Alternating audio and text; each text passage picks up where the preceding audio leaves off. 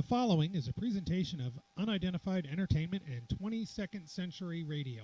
Manassas, Fairfax, Washington, D.C.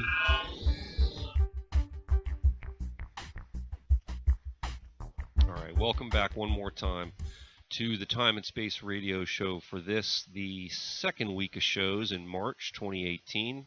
I am your host and the master of these ceremonies. My name is Mike Smith.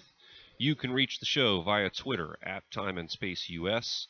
Please consider entering our radio show contest to win Litecoin prizes, hashtag Russia18picks. You give us your top 3 finishers for this summer's World Cup, but you may not select a team from Europe or South America, and hashtag Tiangong down. Just a couple weeks remaining. Let us know the date when you think that the Chinese space station will finally crash. Thanks again to Randolph Macon Soccer for inspiring the earlier segment, and we're hoping we can spin up a couple of good ones, those two and a couple of others later in the year. So before we get back to discussing potential abduction cases, let's double back quickly to last week's discussion, which involved UFO researcher Leslie Kean. WTOP is one of the top local news stations in and around Washington, D.C. And a few days ago, the following article appeared. Pentagon's mysterious project breathes new life into UFO research. It's by Michelle Bash, and I'll put up a link. That's not why I'm actually bringing it up. I want to get back to the abductions, but I really need to read this quote. There's a quote from Kean as it was written in the article, and so I'm going to quote from the WTOP article, which in turn will quote Leslie Kean. And I just think this was so interesting, I had to share it with you. This is from the WTOP article. About 13 years ago, numerous members of the military spotted mystery objects off the coast of San Diego. Quote, this is them quoting Kean. Quote, these objects in this one incident in 2004 were actually observed coming in from outer space. They came in and then they went out up into the sky. So whatever that means, that's what happened.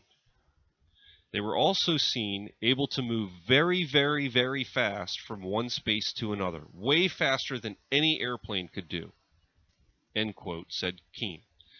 The Pentagon program's conclusions, if any, are not known, and Kean says more people should be studying UFOs without fear of ridicule. That's the end of the quote from the WTOP article. My editor's note, or actually there is an editor's note, included that the article is one part of a 3-part series. Again, I'll include a link, so check it out if you have time, because I just found that interesting, and of course there's more interesting stuff in there. So, and if you missed our segments about Leslie Kean from last week, just double back to those. Okay, so we heard about the tragic death of Air Force pilot William Schaffner, and again, I think it's important to be respectful about these kind of things. Whether you think it was just a crash or he was abducted by aliens, the facts are that his body was never recovered and he left a family behind. So let's not stoop to just ridicule and wild theories, right? It's important to be respectful. I'm as interested as anyone in this topic, but I'm not going to make a fool of myself by insulting the families that are affected by these tragedies. And make no mistake about it, people are affected. Okay, so let's close this week with a bang. There is the mysterious and very recent case of Konstantinos Philippidis. I think perhaps the easiest and most direct way for me to cover this properly is to source and highlight directly from news outlets. Okay? I only have a couple of articles. I'm providing links. I'm not going to read these articles in their entirety. They were actual breaking news reports at the time. And I'm trying to remind you here, I'm reporting facts, not rumors. February 11th, 2018. That's just 4 weeks ago at the time that we're recording this. CBC News, Toronto. Search continues for Toronto firefighter missing on New York mountain. This is from the article. The Olympic Regional Development Authority, ORDA, which runs Whiteface Mountain in upstate New York, has posted missing person posters throughout the ski center, as a search continued Sunday for a Toronto firefighter who went missing while on a ski trip there last week. Konstantinos Danny Philippidis, 49, was last seen on Wednesday afternoon. John London, spokesperson for ORDA, said it has been conducting daily searches since Philippidis went missing. Nearly 100 people took part in the search on Saturday. New York State Police have said Philippidis was last seen wearing a green ski jacket, black helmet, and red skis. According to Toronto area firefighters, he was part of a group of off-duty and retired firefighters, friends and family making an annual ski trip. Police have said it is not known how Philippidis got separated from the ski party. This is Time and Space. It's a presentation of 22nd Century Radio. I'm your host, Mike Smith, at Time and Space US on Twitter. Here is the second story. February 14th, 2018, 3 days later, from the Times-Union in Albany. Missing white-faced skier found safe in California. After 6 days of searching, New York State Police said Tuesday the Toronto firefighter assumed missing on Whiteface Mountain in the Adirondacks was found alive in California.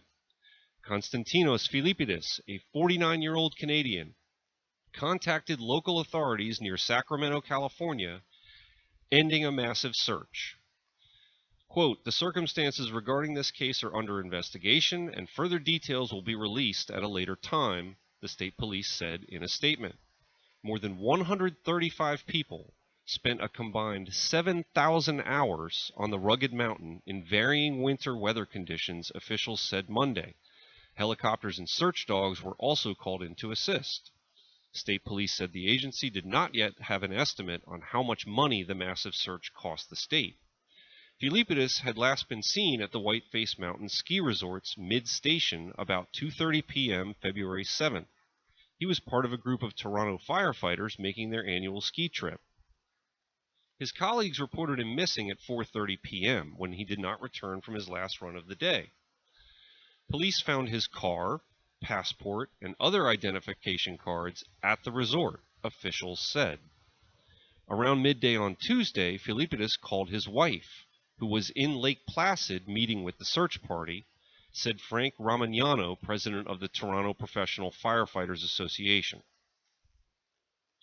Apparently, he was confused and he wasn't able to give direct answers, Ramagnano said during a news conference in Toronto. He called her, his wife, by a nickname. She quickly recognized the voice and that it was him, and then they lost contact. He contacted her again, and they kept him on the phone and asked him to call 911 to get him help as soon as possible. Police in Sacramento found Philippidis still wearing the ski clothing he had on when he disappeared, including his helmet and goggles, the union president said. Philippidis was given medical attention and taken to a local hospital, where he later spoke with his 2 children on the phone, Ramagnano said. The union president said he is unaware of Philippidis having any illness related to mental health or substance abuse. "I don't know how he got there or why he got there," Ramagnano said in an earlier interview with the Times-Union. Rightfully so, it is under investigation. No matter what they discover, it doesn't take away from the nearly 200 people who came together to help. The union president said the search party was, quote, "so thorough that when they had not located Philippidis by the 6th day, that the entire crew was deeply puzzled." He then later said he had met with the family. "I'm glad they have their dad back."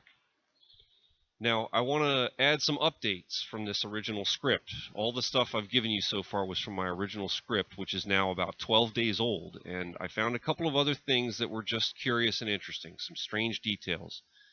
From the Adirondack Daily Enterprise, they mentioned that Philippidis was found near the car rental terminal at Sacramento International Airport. They confirmed the details of his being found with all of his ski apparel.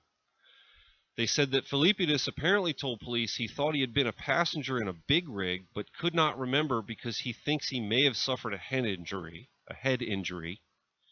He said he recalled getting a haircut from an African-American male, whatever that means, And in a separate article, it even added that he was carrying a brand new iPhone, which is a detail I was not able to confirm anywhere else, but it did get mentioned in another report. So that's the most current information that we have on this right now. You've got to draw your own conclusions. I think it's one of the more mysterious things I've ever stumbled across. It's not that I'm doing any investigative work. I'm following these other reports, but I definitely wanted to pass it along to my audience because it is one of the strangest stories that I've run across, and it's very, very current. It's just a couple of weeks ago. If you've got any information on it, please feel free to send it to us. Jump into our contests. Win some cryptocurrency prizes. At Time and Space US is the Twitter address, hashtag Russia18Picks, hashtag Tiangong Down. Thank you very much for listening, and we'll be back talking to you more next week. Time and Space Radio Show. My name is Mike Smith.